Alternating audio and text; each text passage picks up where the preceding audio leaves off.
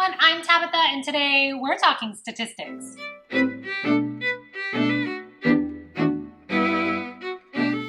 This channel, as you probably know if this isn't your first video, is kind of the weird niche at the center of a Venn diagram of like AuthorTube and BookTube, right? So I talk about reading too much for AuthorTube and writing too much for BookTube, but it's just perfect for other writers who read like me. So if you find yourself at that same little niche where you like to talk about both writing and reading, definitely make sure you subscribe to this channel. But for today, to help you out a little, in case maybe you don't like to watch both, there are helpful timestamps in the description that'll let you jump around to the statistics for writing or the statistics for reading as your pleasure chooses. So anyway, the video. This video is focused on looking at writing and reading statistics for the third quarter. So for the months of July, August, and September. So the third quarter of 2020. I'll probably compare them to stats from quarters 1 and quarter 2 for this exact same year. And I did drop a link to both of those old videos in the description in case you'd rather watch the full statistics for yourself. I'm sort of jumping around and just going with statistics that work for me or ones that I thought were interesting. I'll play around with the data and kind of see what graphs we end up with, but let's get to it. First up are my writing statistics. So many of you know that I'm a mostly full-time writer, but I have 2020 goals like for the entire year. But I do still keep track of my daily word counts. So let's start with the raw numbers for words written this quarter, which look like this. This, for the record, is not great. This is a reflection of the fact that I kind of struggled with finding writing time for this quarter. August was clearly my worst month when you look at the graphs for this quarter, coming in at not even 23,000 words. July was the best of the quarter, but even that was only 32,000 words, somewhere around there. For comparison, here's quarters 1, 2, and 3 side by side. This shows that quarter 3 was significantly my lowest by far for the year. Of course, I'm also gearing up for National Novel Writing Month in November, so that may help me end 2020 on a high note, but that still remains to be seen. For now, I'm sitting at 279,979 words written for all of 2020 when you add it together, which doesn't sound so bad. So far, we've talked about words that I wrote in total. That includes words written on any project related to anything that I'm working on, anything writing or reading related. Really, that means scripts for this channel, blog posts, actual draft of books, or even words that I put into my idea journal that don't really have a project attached to them yet. So let's take a deeper look at some of those projects and all the sources of those words written. This graph does show you that the ghostly YA took my focus in third quarter, which is awesome. I didn't really edit anything in quarter 3, so none of the old projects really made a comeback this time around, which is unusual. You'll see on my other graphs that usually happens. But this quarter, I was very focused on writing new stuff. Really, I only wrote about 30,000 words on the ghostly YA, but that, because it was such a low writing month, it looks better on this graph, I think. The idea journal and the book reviews come in high again, but this almost skews it again because my total was so low. Really, they're about the same number of words all the time. They just look like a higher percentage this time because my overall count was a little bit lower. In fact, let's look at how all the projects went for 2020. Maybe that'll help explain it. So the way this graph works is that the projects kind of build on each other. So that's a quick explanation of it for you. Quarter 1 on this graph is blue, quarter 2 is red, quarter 3 is yellow, but they're building on each other. So if a bar is really, really high, you can tell that that means so far for 2020, I've written a lot of words on it. But big blue sections, for example, just mean that I wrote a lot of words on it in quarter 1. I didn't touch Kingdom of Fron or the YA and Contemporary in third quarter, so that's why you see no yellow on those. Magical YA underwent an edit in 2020, but only an edit, which is why the bar itself looks so low. Although it was a lot of time spent, it wasn't a lot of words added. The idea journal and the book reviews always dominate, but I think that's because I consistently add words to them every month, every quarter, no matter what.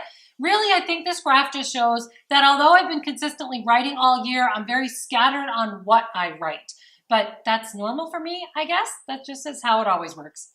In case you're curious, April has been my best writing month so far for the entire year, with 44,147 words written on various projects, and August actually took the crown for my worst month so far with only 22,700 and some odd words, previously taking the sound count away from February, which was the shortest month, and it made sense. So I don't even know why August was so bad. On that note, let's move on to something else. Next up, let's talk about editing, which of course is just as important to writing projects. In general, editing is something I'm sort of always working on. I edit short stories or blog posts regularly. I also push finished projects through like big editing rounds when I'm ready. I usually will do 2 full editing rounds on each work in progress that I have, at least, depending on, what's going on with the book. But for Q3, editing really wasn't my focus. Let me kind of show you. September saw me edit 12 chapters, which is a term that I use just to mean small pieces of writing or blog posts. In this case, I think it was short stories. So 12 passes through short stories that I put out on submission in September, or for maybe blog posts. Really, this looks impressive if you've never seen my editing totals on a month when I'm actually doing the major edit of a work. Enjoy the fact that this looks impressive because it's about to look worse. Let's compare the quarters side by side. See? Q3 is not nearly as impressive when you stack it up next to Q2. In fact, Q3 is my worst so far by 2020. It's markedly smaller than the others. Shocking, right? So here's a reminder to my future self who might be watching this and having a little sanity problem right now. Q1, you completely edited a Fran book, and in Q2, you edited the entire Fran book and the entire Magical YA. So that accounts for those really high bars. These are all you, future me. So if you're thinking that looks good, that doesn't mean you did bad in Q3. It just means you rocked Q2. My best editing month, if you're interested, was actually April, when I edited a shocking 75 chapters. Remember, full pass through the Magical YA. My worst months were July and August, tied with only 9 edits each. In fact, this quarter saw my 3 lowest months for 2020, July, August, and September. Previously, 16 had been my lowest, and I just blew that away. Really, again, I said Q3 wasn't an editing quarter for me, so that's the reason why. You know what? Maybe we should move on to reading. Yeah, let's do that. Besides writing, you probably already know that I consume books at a pretty ridiculous rate. In fact, every time I read 5 books, I post reviews right here to this channel. But you might not know that when I post reviews to this channel, in the description, there's also a link to a companion blog post where I post a couple of the basic statistics. Let's run through some of those statistics quickly for the books that I read in third quarter. First up, age category of the books that I read so far. If you look at this graph, you notice adult is kind of dominating the age category that I read, with over 50% of the books I've read being for that category. I don't know what that means. I just feel like sharing it with you. How about author's gender? Let's look at that. I really don't look at this one a lot, except for the fact that people tend to keep asking me. Really, I think it's an outdated question, if I'm being honest. It doesn't take into account any authors who maybe don't identify with a gender, or books that are co-authored by 2 different genders or whatever. But here it is for what it's worth. You can see that female authors are still dominating what I read. Over 66% of what I read comes out to be authored primarily by female authors. I don't know. That is what it is. How about genres that I actually read? Let's look at that graph. Fantasy and mystery thriller have been dominating this year, which doesn't really surprise me, but contemporary is right behind it. You do notice that some of the bars just make little jumps, like nonfiction or one that was categorized as psychological fiction. This is primary genres as identified either by the publisher, or barring the publisher not having one, I go for Goodreads. Again, I just like to look at it to see if there's any that jump out. Like you can see, fantasy and mystery thriller are jumping out. How about whether or not it breaks down more for each age category? So now we're getting into some of the funkier graphs. So for this one, what I did was look at only the adult books that I read so far in 2020 and break those down by genre. So that kind of looked like this. You can see that I am all over the place when it comes to the adult genre. This seems to be where I break out more and will try anything. So I'm more brave, I guess, when it comes to picking up an adult book in a different genre. I do notice that mystery thriller stays on top of this, but contemporary and science fiction take the lead over fantasy, which I thought was kind of interesting. It also jumped out at me that the adult age category is where I'm just the most varied. Like this is where those weird ones come into play with those tiny little sections. In comparison, here are my young adult and middle grade graphs. Definitely, it seems like I'm not as adventurous in those age categories. In young adult, it is dominated by fantasy. It's honestly not even close. I read more young adult fantasy than anything else. Middle grade seems to be dominated by mystery, thriller, and contemporary. So yes, I read a lot of fantasy, but it seems like I read a lot of young adult fantasy and not a lot of fantasy in any other genre or age category. I suppose that's not surprising because I do write young adult fantasy. I did notice I'm not as adventurous with middle grade and young adult. I tend to stick to what I know I like. I dabble less in those. So maybe I can see myself making some kind of goal to be more adventurous in those in 2021. I don't know. We'll see. I do get asked a lot whether I read more traditionally published or independently published. So here's a graph for that. Close to half of what I read so far in 2020 has been independently published, which is awesome. And I think that's the last of the fast questions. Stick around because I am definitely going to have another post coming at the end of 2020 that will kind of wrap up all those things for the year. But for now, let's break down more fun reading stats for Q3. So you may be wondering how many pages that I read in third quarter. Believe it or not, this is a question I get asked all the time. So here's what the graph looks like for third quarter pages read. Again, I find myself pretty lumped together. Those bars don't have a really varied range to them. They're all really close together, clocking in usually between 30 and 40,000 pages in a month. That's not unusual, but for confirmation, let's check that against the entire year. And yeah, I'm pretty consistent. My lowest month is actually March with about 3,402 pages. My highest month is January with like 4,600 or something, but it's all pretty close. Again, it's in that 3,000 to 4,000 range. Total, I'm at 35,384 pages read so far in 2020, which is pretty cool. Let's move on to star rating because that's something else I get asked about all the time.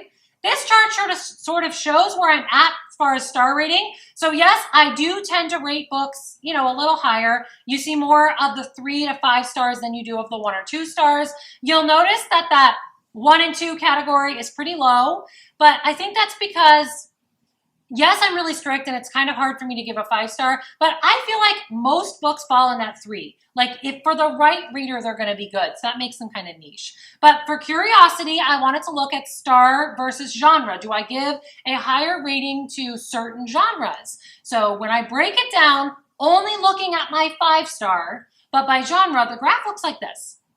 I think this chart shows that I'm pretty fair. It's a good representation of all those genres that I've been reading, which means I've read 5-star books in a lot of categories, which is kind of cool.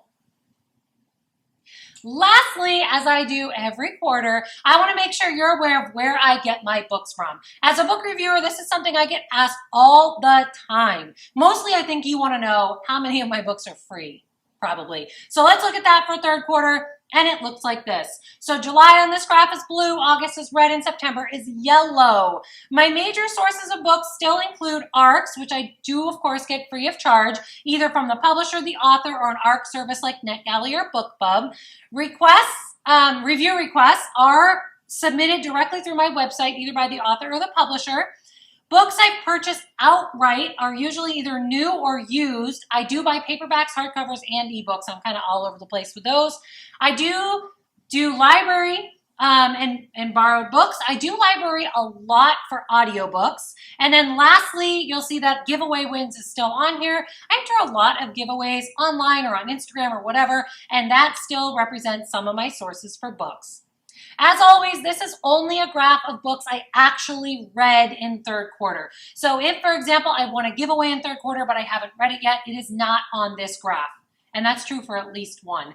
I also have books that I've purchased that are not on here. Someday, I will have to make a category for like unsolicited books that just showed up at my house without me requesting anything. Because believe it or not, that has started happening as this channel gets bigger, which I totally appreciate. But I haven't read the books yet, so I haven't figured out how they fit on this graph. This quarter, it looks like library dominated again, which isn't really surprising because that's a great source for audiobooks, ebooks, or anything traditionally published. For me, when Shield challenges come up and they're traditionally published, library is like my go-to source. So I just cannot scream at you enough about how much I love my library, and I totally recommend you find out if you have one near you. Purchase books always surprises people though, I think, to see that come up on this, because I think you assume that, I don't know, I get them all free and I don't purchase any, which is clearly not true. Yes, I still purchase books all the time, even though I get some sent to me. As you can see for this quarter, it looks like 8 of the ones that I read were purchased outright.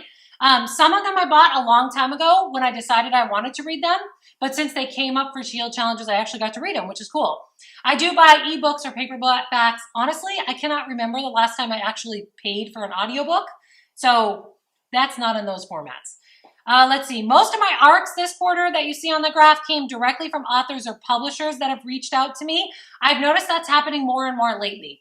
I'm no longer having to hunt down ARCs on some of those ARC sites that I used to use all the time. They're sort of finding me. I don't know, it's cool. It makes me feel special. Good information for you to have, I guess. Here's the comparison chart for the year. So let's take the 3 quarters where I get my books and look at it all together. So again, remember that these build on each other, and you can see how far ahead library is over everything else. Again, I just highly recommend it. I signed up for like Overdrive and Libby on my phone, so I can access those audiobooks and ebooks super easily. Yeah.